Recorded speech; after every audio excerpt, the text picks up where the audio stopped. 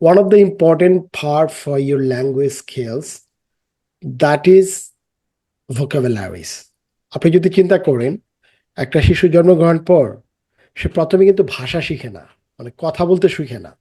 প্রথমে সে শব্দ শিখে, রাইট? এবং Yes, sir. সেই শব্দগুলা শুনতে শুনতে তারপর সেগুলোকে সে কানেক্ট করে, রাইট? কানেক্ট করে তারপর সে ন্যাচারাল ওয়েতে he speak in English, right? এই বিষয়টা সে করে। তো এক্স্যাক্টলি দ্য সেম ওয়ে আপনি যদি ফলো করেন, তাহলে আপনিও কিন্তু একজন ভালো ইংলিশ স্পিকার হতে পারবেন, বা যে কোনো ভাষাকে এইভাবে যদি আপনি ডেভেলপ করেন, right? So mind set up is very important for every single student. Mind set up, যে আমি কি করছি, কেন করছি, কোথায় যাচ্ছি, এটা আমাকে জানা আগে জরুরি, রাইট? আন্দাজি পড়ার কোনো মানে নাই। সো আমি প্রথমেই বলবো যে if you want to throw in English level, you must to go for vocabulary, right? ভোকাবুলারির পাশাপাশি আপনি গ্রামার জানেন, আমি বলবো না যে আপনি জানেন না, রাইট? কিছু না কিছু, of course you know that. But আমি বলবো যে আরো অ্যাডভান্স লেভেলে যেতে চাইলে, অ্যাডভান্স লেভেলে লিখতে চাইলে, যেটা হচ্ছে গ্রামারের ইউজটা জানতে হবে। আপনি কিন্তু বুঝতে পারেন কোনটা সিম্পল, কোনটা প্রেজেন্ট, কোনটা পারফেক্ট, এটা কিন্তু আপনি বুঝতে পারেন, ইউ ক্যান আন্ডারস্ট্যান্ড ইট।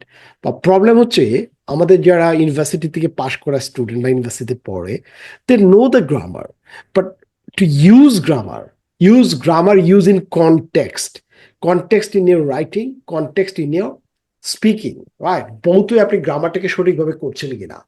তো প্রথমত আমার ভোকাবুলারি দরকার। দ্বিতীয়ত হচ্ছে আমাদের যে গ্রামার আপনি অলরেডি যেটা জানেন, সেটাই আমি সঠিকভাবে ইউজ করতে জানি না, রাইট? সো আমাকে ইউজ করতে হবে। এখন ভোকাবুলারি বলতে আপনি কত ভোকাবুলারি শিখবেন? ভোকাবুলারি কোনো শেষ আছে, রাইট? কিন্তু So, অক্সফোর্ড রিকমেন্ডেড করছে 3000 vocabulary, at least 3000 vocabulary, common vocabulary, যেটা আপনাকে জানতেই হবে।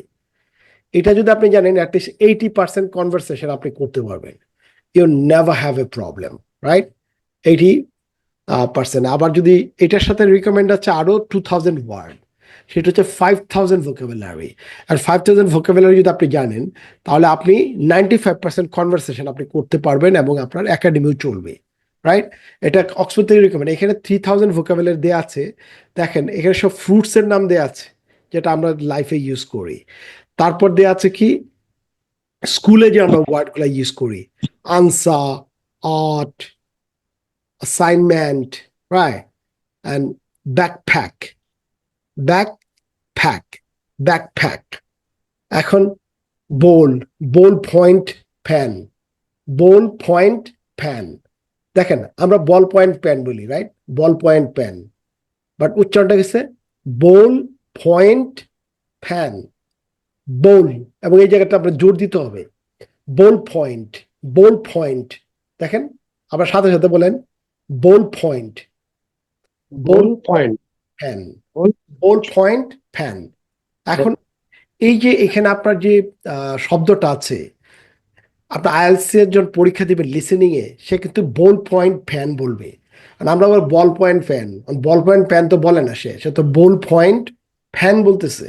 তার মানে আমার সাউন্ডটা কিন্তু আমাকে জানা দরকার যে ইন্টারন্যাশনাল স্ট্যান্ডার্ড সাউন্ড কি। আপনি যদি ইন্টারন্যাশনাল স্ট্যান্ডার্ড সাউন্ডটা জানেন, তাহলে ও যখন লিসেনিং করবে আপনি সেই কথাটাকে ধরতে পারবেন, কানেক্ট করতে পারবেন, এবং আপনি সঠিক আনসারটা আপনি লিখতে পারবেন। কারণ আপনি যদি সাউন্ডটা সঠিকভাবে না শিখেন, হয়তো আপনি কতগুলো প্র্যাকটিস করছেন লিসেনিং, কিন্তু আপনি সত্যিকারের সাউন্ড আপনি জানেন না, রাইট? তখন একটু উল্টাপাল্টা যদি সাউন্ড আসে, তা আপনি আর পারবেন না, কারণ আপনার রেঞ্জের বাইরে চলে যাবে। কিন্তু আপনি যদি সত্যিকারের এটা জানেন, you can go for it, right? যেমন এখানে আছে ক্যালেন্ডার। দেখেন ক্যালেন্ডার উচ্চ হচ্ছে ক্যালেন্ডার, আমরা যে ক্যালেন্ডার, ক্যালেন্ডার আর ক্যালেন্ডার, দেখেন লেখা আছে ক্যালেন্ডার এখানে। এটা হচ্ছে IPS sound, international phonetic alphabet. তো আমার কথা হচ্ছে এই যে সাউন্ডটা, এইটাও আপনার দরকার, কিন্তু এটা শিখতে বেশি সময় লাগবে না।